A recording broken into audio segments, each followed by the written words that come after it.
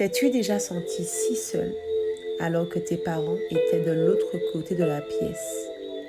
T'es-tu déjà senti si seul alors que ton mari était de l'autre côté de la pièce? T'es-tu déjà senti si seul alors que tes enfants étaient de l'autre côté de la pièce? Je me suis déjà senti si seule que j'arrivais même à penser que Dieu m'avait oublié ou alors que j'avais été sévèrement punie. C'est un jour assez particulier car au moment où je te fais cette vidéo, je passe par un grand moment de solitude.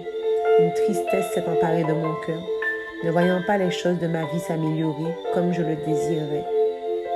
Mais je me rappelle que si ces choses ne sont pas encore là, c'est parce que les fruits que je dois porter ne sont pas encore mûrs. Je me rappelle que Dieu m'a dit que toute chose concourt à mon bien parce que je l'aime. Cette situation est donc nécessaire. Cette profondeur dans laquelle je me trouve a forcément une issue favorable. La frustration est loin d'être un sentiment facile à gérer.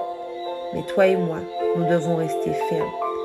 Si comme moi, Dieu t'a fait une promesse, attends-la. Même si elle tarde, elle s'accomplira certainement. Car il n'est pas un homme pour mentir, ni le fils d'un homme pour se repentir. Tout ce que sa bouche dit, sa main l'accomplit. Il nous faut apprendre à laisser sa puissante gloire agir en nous. Il nous faut apprendre à dépendre de lui sans chercher d'alternative. Il nous faut apprendre à lui faire confiance, même si les circonstances semblent montrer le contraire. Restons fidèles comme il l'a été. Oh oui, il l'a été. Quand il a envoyé son fils Jésus à la croix, il s'était fait homme. Donc il a tout ressenti, toutes les souffrances. Dieu aurait pu freiner ce processus de résurrection, mais non. Il avait promis qu'il enverrait un agneau sans tache qui rachèterait nos péchés, qui prendrait toutes nos maladies, toutes nos infirmités, toutes nos malédictions, et il a honoré sa parole. Il a été fidèle. Nous devons donc, toi et moi, demeurer fidèles. Ce soir, je ne sais pas par quoi tu passes.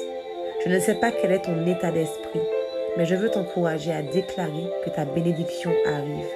Je veux t'encourager à déclarer que toute arme forgée contre ta vie est nulle et sans effet. Je veux t'encourager à déclarer que si Dieu est avec toi, qui sera contre toi? Je veux t'encourager à déclarer que tout est accompli. Récupérons notre héritage, récupérons notre destinée. Ordonnons à l'ennemi de fuir loin de nous, car quand il vient comme un fleuve, l'Esprit de l'Éternel le met en fuite. Ce Dieu qui a créé l'univers avec toute sa perfection saura nous combler de bonheur et il le fera.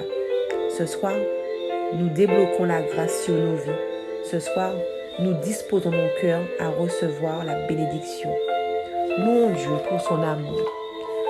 Je t'encourage à t'entourer de bonnes personnes capables de t'exhorter, capables de te soutenir. Ne t'isole surtout pas, pensant que personne ne peut rien pour toi. Je t'assure, il y a une issue. Les voies de l'Éternel sont impénétrables. Il sait mieux que nous-mêmes ce qui est bon et agréable pour nous. Soyons des soldats capables de supporter les afflictions. Les jours meilleurs sont là. Gardons la foi. Demeurons fermes.